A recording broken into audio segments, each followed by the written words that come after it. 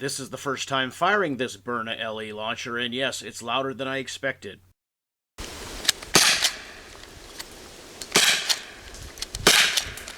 that's the sound it makes when your magazine is empty. These are the Byrna training projectiles.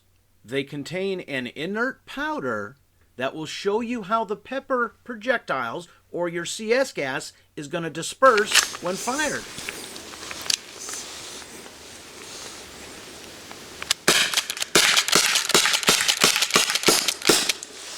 Whether you're using the Byrna pepper projectiles or the Byrna Max pepper and tear gas projectiles, you can clearly see here how a body shot is definitely going to get up into the breathing zone. And it's a windy day today. And that's the sound it makes when you're out of CO2. Alright, sports fans, here's a sneak preview of our next Byrna video. We broke out our high-speed, slow-motion camera and caught some amazing footage on how the powder disperses. Alright, what do you think? Have you seen one of these? Do you own one of these? Have you ever heard of one of these?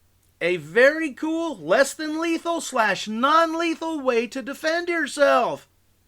What do you think? Leave your comments in the comment section. Hey, as always, thanks for watching.